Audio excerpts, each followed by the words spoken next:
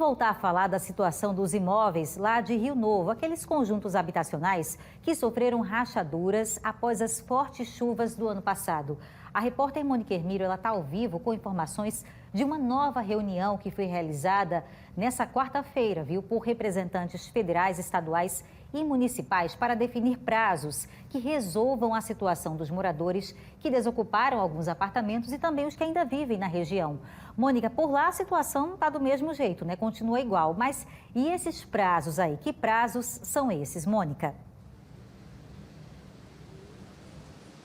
Pois é, Bia, por lá tá tudo igual, né? Os moradores continuam convivendo, alguns ainda continuam convivendo com as rachaduras, outros já saíram. A gente já fez várias reportagens por lá.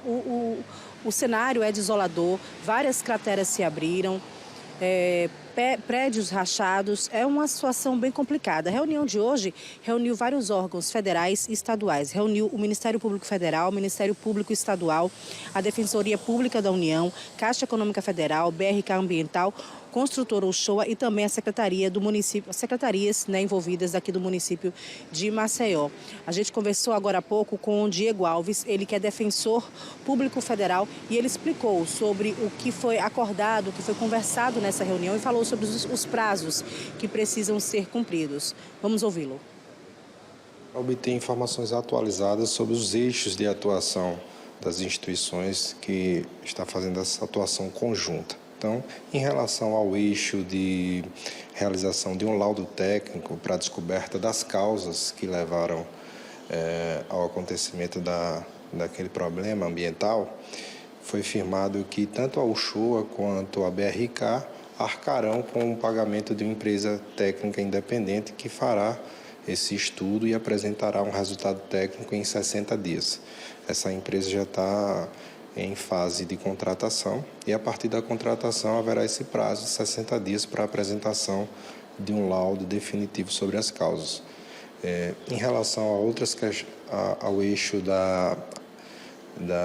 das ações emergenciais, em relação à própria comunidade que ainda reside na região e, por exemplo, o Vale do Parnaíba está numa situação de ilhamento, foram adotadas algumas medidas direcionadas à Secretaria, tanto Seminfra, né, que hoje mesmo compareceu ao local para verificar tanto o acesso como também em relação aos escombros que ainda estão presentes no local e que, se houver inviabilidade técnica de retirada por conta do peso das máquinas, né, que pode gerar uma instabilidade no solo, incumbirá ao município, através dos seus órgãos, inclusive a Secretaria de Saúde, criar um plano de ação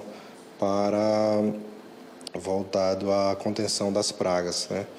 E também houve discussão sobre a questão da segurança, né? A Polícia Militar estava presente, Secretaria de Segurança Pública do Estado, e frisou que irá fazer sim uma reanálise das atuações, e a própria Caixa também será responsável por fazer o tamponamento dos edifícios que já foram realocados. Também foi destacado na reunião que caberá à Caixa, a Secretaria de Habitação e também a SEMAS, que deve enviar relatórios sobre as pessoas que foram realocadas, para saber se já estão realocadas ou se ainda não foram realocadas, quais foram os motivos, né, da pendência dessa não realocação para outros residenciais e se estão recebendo o auxílio moradia. Existe um prazo para que vocês voltem para reavaliar se tudo isso que foi acordado nessa reunião foi colocado em prática?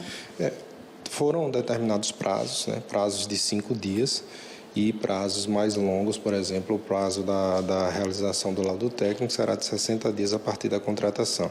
Então, nós firmamos as diretrizes, receberemos os relatórios, resposta de ofícios, né, em 5 dias ou em 60 dias, né, e a partir daí iremos controlar e fiscalizar o cumprimento das medidas que foram determinadas.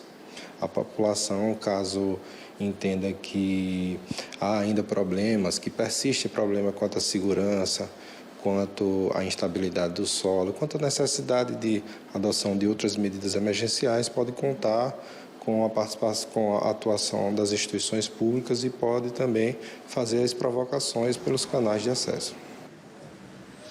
Esse problema se estende desde julho do ano passado, quando Maceió sofreu com fortes chuvas, né? Piso cedeu, rachaduras nos prédios, nas construções, e a gente vai continuar acompanhando, junto com o Ministério Público Federal, junto com os órgãos, todos esses prazos que foram acordados. A gente vai continuar acompanhando para trazer sempre uma resposta para a população, Bia.